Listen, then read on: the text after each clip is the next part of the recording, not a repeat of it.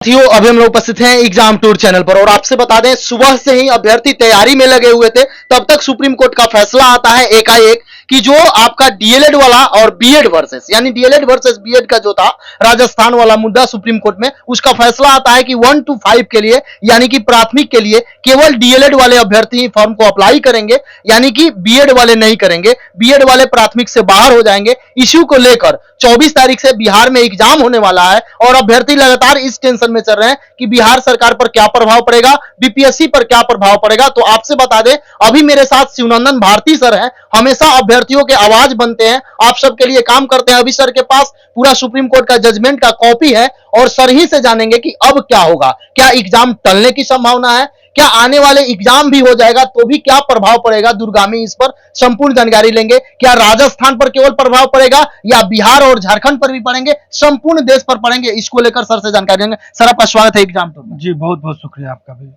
और सर 24 से अभी जैसे विद्यार्थियों का जो अभी बहुत लोग कंसंट्रेट करके पढ़ाई कर रहे थे और आगामी जो 24 तारीख को एग्जाम थी उसमें तो अब सबसे पहला इसमें जो राजस्थान के संबंध में जो ऑनरेबल सुप्रीम कोर्ट का जजमेंट आया है, इस जजमेंट के लाइट में बिहार के लोगों को, खास करके जो अभ्यर्थी जो बहुत कड़ी मेहनत के साथ एग्जाम की तैयारी कर रहे हैं एग्जाम के टाइम में बहुत ही कंसंट्रेशन की जरूरत होती है। अचानक से ये जजमेंट आ जाना और इसके बाद बहुत सारे स्टूडेंट को एक ऑथेंटिक जानकारी मिल जाना कि एग्जाम होगी कि नहीं होगी। नहीं तो पढ़ने वाले जो स्टूडेंट है, लास्ट जो 8-10 दिन का वक्त होता है रिवीजन का वो किसी भी विद्यार्थी के लिए रिजल्ट के लिए बहुत अहम दिन होता है। अब सवाल यह है कि इस रिजल्ट के लाइट में जो देखेंगे राजस्थान में, पहले उसके बैकग्राउंड को समझिए, फिर बिहार के बैकग्राउंड को समझेंगे और कुछ जो अब आगे क्या होने की संभावना है उस पर बात कर लें। तो देखिए, राजस्थान में एक ही था कि जो पहली से लेकर 5वीं तक की जो शिक्षक स्कूल में जो शिक्षक की बहाली होनी थी बच्चों के लिए, उसमें पहली से 5वीं के लिए डीएलएड और बीएड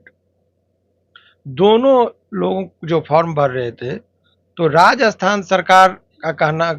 में इसको दो रीट पिटीशन के माध्यम से ऑनरेबल सुप्रीम कोर्ट में चैलेंज किया गया था। तो आप सीधा सीधा उतना टेक्निकलिटीज में स्टूडेंट को नहीं लेके जाना, सीधा सवाल ये है कि 5वीं तक की जो कक्षा का जो बच्चा है उसको जो पढ़ाने की जो टीचर का अपॉइंटमेंट होगा, क्या उसमें केवल डीएलएड वाले ही एलिजिबल हैं या बीएड वाले भी हैं। तो इस जजमेंट के आलोक में राजस्थान के हाई कोर्ट का डिसीजन था, जिसको सुप्रीम कोर्ट ने अप्रूव करते हुए ये कहा कि अप टू 5 तक का जो क्लास है उसमें डीएलएड को ही कॉम्पिटेंट माना, बीएड को नहीं माना। उस लाइट के मुताबिक बहुत सारी बातें होगी। हालांकि राजस्थान का जो नोटिफिकेशन था और उसमें जो इसमें आप देखेंगे एनसीटीसी का जो नोटिफिकेशन था, ये दोनों में कंट्राडिक्शन था और उसके लाइट में उन्होंने जब चैलेंज किया गया तो उनको दिया। अब बिहार के संदर्भ में यह है कि ऐसे परिस्थिति में एक चीज क्लियर हो गया कि 5वीं कक्षा तक का जो टीचर जिसको बनाना है पढ़ाने के लिए, उनमें बीएड वाले को आप एलिजिबल मानते हैं कि नहीं मानते, या उसका क्या होगा। तो ऐसे परिस्थिति में ये जो ऑनरेबल सुप्रीम कोर्ट का जजमेंट आ गया, 166 पेज का टोटल जजमेंट, हालांकि उसमें 135 पेज तक तो पार्टी ही है बहुत सारे, लेकिन 166 पेज का मोटा जो ये जजमेंट आया है उसमें जो कड़क है मूल बात जो आप समझना चाहेंगे, तो इससे ये पता चलता है इसमें कि जो ऐसे छात्र जो अप टू 5 में बीएड वाले हैं, उनका इस जजमेंट के लाइक में जब कोई भी केस होता है और सुप्रीम कोर्ट जब उस पर कोई निर्णय दे देते हैं, तो इसका इम्पैक्ट केवल एक राज्य में नहीं, हर एक राज्य में उसका इम्प्लीमेंटेशन यानी कि वो पूरे देश पर लागू हो जाता है। तो पहले तो ये समझिए कि इसका ऑब्जर्वेशन का पार्ट जो है, सो ये ऑनरेबल सुप्रीम कोर्ट का जजमेंट है, तो ये पूरे हिंदुस्तान को उसके लाइट में ही रह के अब कोई नियम बनाना होगा। अब रही बात बिहार के संदर्भ में, तो ऐसे परिस्थिति में ये बात तय है कि ये जजमेंट आ जाने के बाद शिक्षा विभाग जो है, खास करके बीपीएससी, जरूर इस पर मंथन करेगी, क्योंकि एग्जाम के बाद ये कोर्ट में आने का तो निश्चित तौर पर है कि ये मामले अब न्यायालय में जाएंगे। चाहे बीएड वाले को इसको हटाएगा तो बीएड वाले आएंगे, नहीं हटाएगा तो डीएलएड वाले जाएंगे, यानी कि ये टकराहट में निश्चित तौर पर है कि ये मामला अब जो है तो हाई कोर्ट में आएगा। ऐसे परिस्थिति में राज्य सरकार भी चाहेगी कि हमारे तरफ से कोई त्रुटि नहीं रह जाए, और बीपीएससी भी कुछ न कुछ इस जजमेंट के अवलोकन करने के बाद, चूंकि आज ही जजमेंट आए हैं, तो उस पर भी लीगल एक्सपर्ट से लेकर सारी चीज़ों को देखने के बाद इतना तो तय माना जा रहा है वर्तमान परिस्थिति में कि इसमें कुछ न कुछ संशोधन जरूर होंगे। और एग्जाम का डेट का जहाँ तक महत्वपूर्ण चीज़ जो बच्चे समझना चाह रहे हैं कि क्या एग्जाम का डेट बढ़ सकता है या नहीं, तो मेरा इस पर क्लियर कट कहना ये होगा कि देखिए, एग्जाम का डेट बढ़ जाए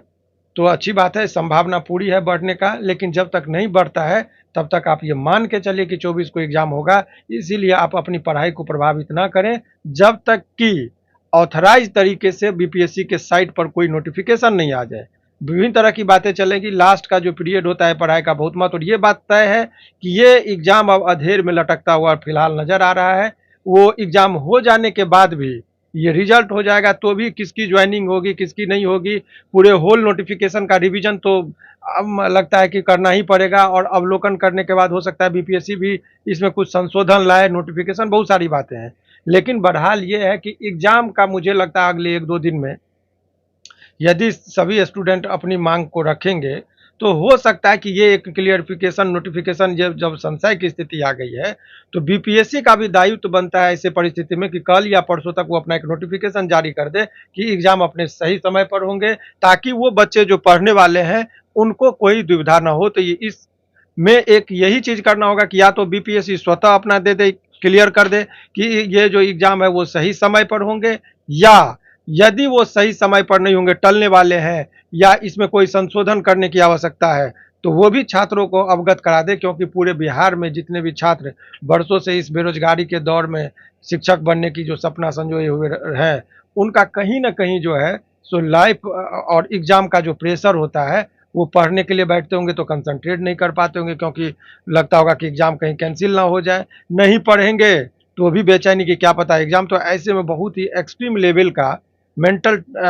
टेंशन में वो लोग होंगे। तो बीपीएससी को कुछ ना कुछ क्लियरिफिकेशन नोटिफिकेशन देना चाहिए। इससे पहले कुछ दिन पहले बैक में जाएंगे तो केंद्रीय विद्यालय के द्वारा नोटिफिकेशन दिया जाता है और उसमें 1 to 5 में डायरेक्ट नोटिफिकेशन में ही बताया जाता है कि यदि जो सुप्रीम कोर्ट का फैसला आएगा उसके अनुसार हम काम करेंगे। लेकिन उसके बाद बीपीएससी अपना वैकेंसी देती है और बीपीएससी को भी मालूम है कि यह मामला सुप्रीम कोर्ट में चल रहा है, और लेकिन बीपीएससी के द्वारा कोई ऐसा नोटिफिकेशन नहीं दिया जाता है या अभ्यर्थियों को अवेयर नहीं किया जाता है कि अगर कोर्ट का जो फैसला आएगा उसे हम मानेंगे या जिस तरीका से आगे होगा उसे हम आगे लेकर चलेंगे। तो क्या इससे अभ्यर्थी परेशान है? एक चीज वो जहां तक जजमेंट के आलोक में एक बात बहुत ही गंभीरता से समझने की जरूरत है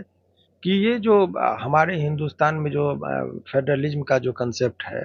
उसमें 3 लिस्ट बनाया गया है, यूनियन लिस्ट, स्टेट लिस्ट और कंकरेंट लिस्ट। तो जो यूनियन लिस्ट में सब्जेक्ट है उसमें केंद्र सरकार को कानून बनाना है, राज्य लिस्ट में जो है उसमें राज्य सरकार को बनाना है, माने विधानसभा को बनाना है, और कंकरेंट लिस्ट में जो है सो दोनों को शक्ति होती है। तो एजुकेशन एक ऐसा लिस्ट है जो कंकरेंट लिस्ट में 52 जो आइटम है उसमें है, उसमें दोनों को शक्ति है। लेकिन दोनों को शक्ति यदि पार्लियामेंट कोई कानून बनाया या केंद्र सरकार उसके लाइट में कोई नोटिफिकेशन निकाला या राज्य सरकार निकाला और दोनों में यदि कंट्राडिक्शन होगा, ये अलग मामला कह रहा है, और ये राज्य सरकार का जो कानून है उसमें अलग कहता है, दोनों में यदि कंट्राडिक्शन होगा तो कहता है कि जो केंद्र सरकार का अधिभावी होगा। तो अब ऐसे परिस्थिति में जो बिहार के जो नोटिफिकेशन है वो सारे चीजों में वो अपना एक एलिजिबिलिटी क्राइटेरिया मान के उसको कर दिया है, और एक अमेंडमेंट जो किया गया है जो एनसीटीई का जो है उसके द्वारा जो संशोधन करके ये बताया गया है, तो दोनों में कंट्राडिक्ट यदि होता है तो ऐसे परिस्थिति में उसको जैसे ही टकराहट होगा तो उसको स्पष्ट करना ही पड़ जाएगा। तो इस परिस्थिति में जो बिहार सरकार हालांकि संभालने की स्थिति में, इसीलिए मैं कह रहा हूं कि चूंकि ये राज्य सरकार के अधीन का मामला है उसको भी कानून बनाने की है, और ये जो बीपीएससी के द्वारा नोटिफिकेशन है वो इस टकराव से बचने का उपाय भी अपना स्तर से ढूंढ के रखी हुई है। इसीलिए जब तक बीपीएससी के द्वारा एग्जाम के संबंध में कोई कैंसिलेशन का नोटिस नहीं आता है तब तक बच्चों को ये मान के चलना चाहिए कि एग्जाम अपने सही समय पर होगा। जो अभ्यर्थी ये सोच रहे हैं कि यदि ये फाइनल भी हो जाता है, मान लीजिए एग्जाम लिया जाता है, अंतिम रिजल्ट भी आ जाता है, अंतिम परिणाम भी आ जाता है, तो ये यदि लागू होता है तो क्या उस पर भी प्रभाव पड़ेंगे या बैक वाले जो हैं उन पर भी प्रभाव? देखिए, अब ये रिजल्ट का जहाँ तक सवाल है, ये रेट्रोस्पेक्टिव और प्रोस्पेक्टिव 2 स्तर से होता है। कोई भी जजमेंट आता है तो इसका रेट्रोस्पेक्ट मेरे पीछे वाले चीज़ों को कवर करेगा कि या आज के बाद जो आएगा वो। तो इस पर अभी वो जजमेंट में इस तरह का कुछ नहीं, चूँकि उस रीट पिटीशन में जो माँग किया गया था उसके संदर्भ में दिया है। तो इसका रेट्रोस्पेक्टिव या प्रोस्पेक्टिव अन्य स्टेटों में होगा, इस तरह का कोई क्लियर इसमें इंडिकेशन नहीं है। इसीलिए मैं कह रहा हूँ कि ऐसे पर ये बात तय है कि ये एग्ज़ाम जो है या ये जो वैकेंसी है कहीं न कहीं वो विवादों में आ जाएगी, क्योंकि इसको हाई कोर्ट तक आना ही पड़ेगा। यदि वो बीएड को हटाते हैं तो भी और नहीं हटाते हैं तो भी अभ्यर्थी जो है सो इसको मामले को कोर्ट में लाएँगे ही। तो इस पर जो है सो ग्रहण लगता हुआ नज़र आ रहा है। लास्ट प्रश्न है अभ्यर्थियों का। प्रश्न ये है कि क्या राज्य सरकार यदि डाटा लेकर पहुंचती है, क्योंकि अभी एक बेंच का है, डबल बेंच का आदेश है, आगे भी जा सकता है सुप्रीम कोर्ट में, यदि राज्य सरकार अपना डाटा लेकर जाती है कि मेरे यहाँ जो 1 to 5 का फॉर्म अप्लाई हुआ है उसमें 7.5 लाख अभ्यर्थी फॉर्म अप्लाई किए हैं, उसमें मैक्सिमम यदि देखा जाए तो 80% बीएड वाले अभ्यर्थी हैं, 20% डीएलएड वाले हैं। यदि इन सारे डाटा को केंद्र के सुप्रीम कोर्ट के पास दिखाती है और अपना रिक्वेस्ट करती है तो क्या ये रिक्वेस्ट मान लिया जाएगा? देखिए, अब यहाँ पर कन्फ्यूजन की स्थिति क्या है? जी। अभी सवाल यह है कि बिहार सरकार की ये वैकेंसी कहीं विवादों में अभी तक नहीं है। अभी तक नहीं। वो जो जजमेंट आया है वो राजस्थान के संदर्भ में था, उसके नोटिफिकेशन को चैलेंज किया था। बिहार सरकार के नोटिफिकेशन को कहीं कोई चैलेंज नहीं किया गया है। तो ये विवाद में है ही नहीं, इसीलिए उस जजमेंट का डायरेक्ट देखा जाए तो अभी इस पर कोई खास असर नहीं है। लेकिन वो भविष्य में हो सकता है। वर्तमान परिस्थिति में जब आप देखेंगे तो ये जो वैकेंसी है बिहार सरकार के द्वारा, ये कहीं चैलेंज इसको नहीं किया गया है, ना ही इस पर कोई जजमेंट आया है, ना ही कोई पार्टी पोजीशन है। इसीलिए इसको कह देना कि राजस्थान वाले जजमेंट से ये प्रभावित होगा, वो एक जब कोर्ट में मामला जाएगा तब। अभी तो ये मामला कोर्ट में भी, ये इस नोटिफिकेशन को कोर्ट में किसी ने नहीं लेके गया, ना तो बीएड वाले लेके गए हैं, ना डीएलएड वाले लेके गए हैं। इसीलिए वर्तमान परिस्थिति में ये जो आप कहेंगे तो ये वर्तमान परिस्थिति में कहीं कोई विवाद का कारण नहीं है ये वैकेंसी। जो भी अभ्यर्थी यदि एग्जाम टूर पर नए हैं तो चैनल को सब्सक्राइब कर लें, और भी यदि इसके बावजूद भी आपको लगेगा कि कोई किसी प्रकार का कोई प्रश्न छूट गया हो तो आप कमेंट बॉक्स में जरूर कमेंट करिएगा। सर, समय देने के लिए बहुत बहुत धन्यवाद। शुक्रिया।